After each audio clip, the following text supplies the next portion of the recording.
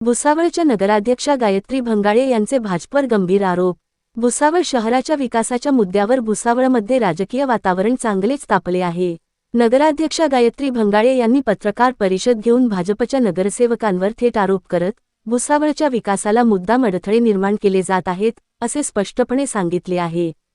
पत्रकार परिषदमध्ये त्यांनी सांगितले की नगरपालिकेच्या बैठकीत वारंवार अडथळे निर्माण केले जातात, माईक हिसकावून घेणे, निर्णय प्रक्रियेत अडथळे आणणे अशा प्रकारे कामकाजात अडचणी निर्माण केल्या जात आहेत। मी सामान्य कुटुंबातील महिला असल्यामुळे मला जाणीवपूर्वक त्रास दिला जात आहे, असा गंभीर आरोपही त्यांनी केला।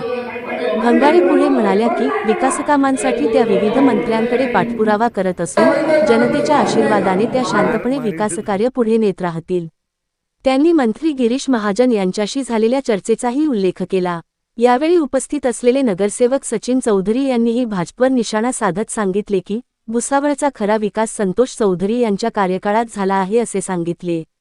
तसेच उल्हास पगारे यांनी आरोप केला की भाजपच्या नगरसेवकांनी मुद्दाम जिल्हाधिकाऱ्यांकडे तक्रारी करून विकासकामे थांबवण्याचा प्रयत्न केला आहे। ही भूमिका शहराच्या हिताच्या विरोधात आहे।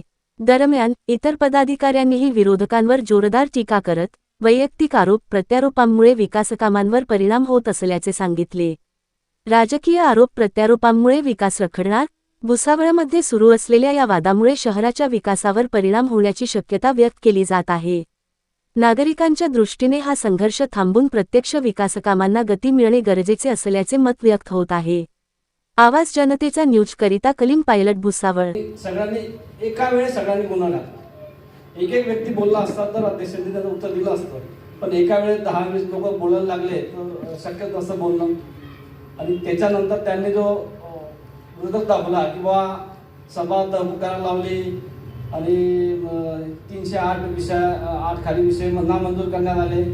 माझं त्यांना हेच म्हणणं होतं की त्यावेळेस सन्माननीय नगराध्यक्ष म्हणून रमण भाऊ भोळे नगराध्यक्ष होते, त्यावेळेस तुम्ही असाच गोंधळ घातला होता का?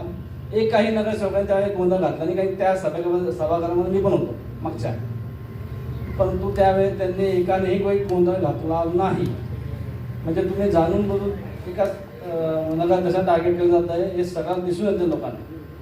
बरं, विषय यांचा असा होता, त्यांना विरोध करायचा होता तर त्यांनी अमृता विरोध करायला पाहिजे होता। म्हणजे 90 कोटीची अमृत योजना ज्यावर रमण भाऊच्या वेळेस सैंक्शन झाली होती, त्यावेळेस जिस तरीके से उन्होंने हमारे ऊपर इल्जाम लगाया कि वह सभी नगर सेवक जो है तो नगर पालिका के अंदर झगड़े कर रहे, हमारे आंगों पे आ रहे, इस तरीके से रखा है। लेकिन अभी कुछ टाइम के बाद में आपने वीडियो देखना है कि वो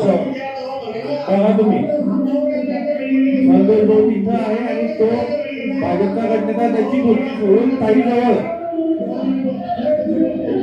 बघा हे गोंधळ कोणी सुरू केला तुम्ही बघा। याचा काय संबंध आला तिथपर्यंत यायच्या गायत्रीताईंच्या? आता तुम्ही बघा संदर्भ बोलताना काय म्हणताय, तू जागेवर जाऊन बसून बोल बघा।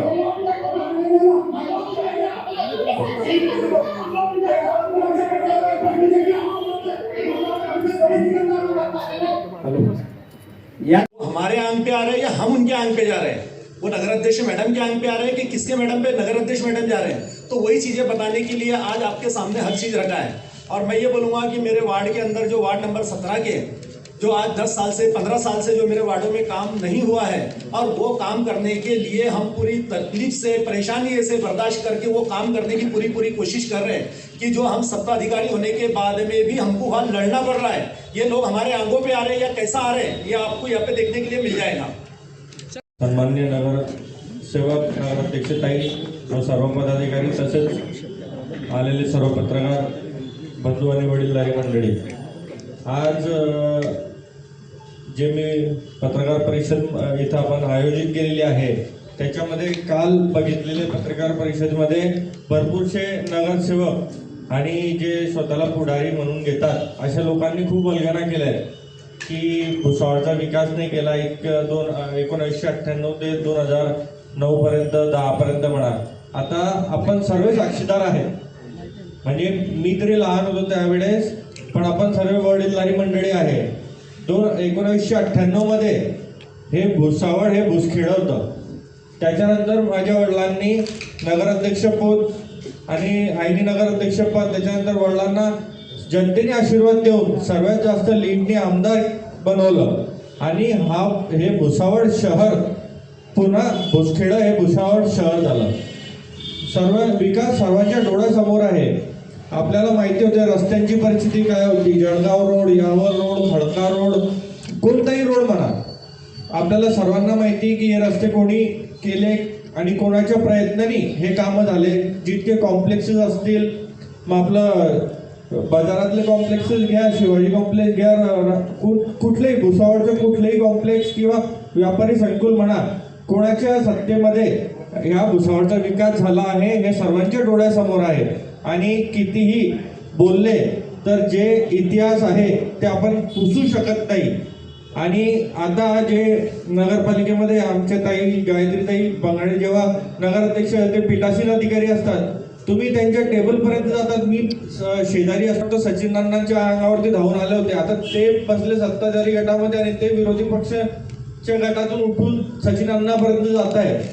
काय गरज आहे? तुम्ही स्वतः जर याच्यामध्ये आहे, सभागृहामध्ये आहे, तर तुम्ही सभागृह कसं चालायचं असतं ते त्यांना, मला कदाचित वाटतं की त्यांना अनुभव नाही. कारण आजपर्यंत त्यांनी मिटिंगा कधी घेतलेल्याच नाही. जे मिटिंगा झाल्या असतील ते सर्व कागदोपत्री झाल्या असतील असं मला तरी ते बघून वाटतं. कारण माझी तर पहिलीच संधी नगरपालिकेमध्ये जायची. आणि राहिला प्रश्न भुसावळच्या पाण्याचा, आता अमृत योजनेचं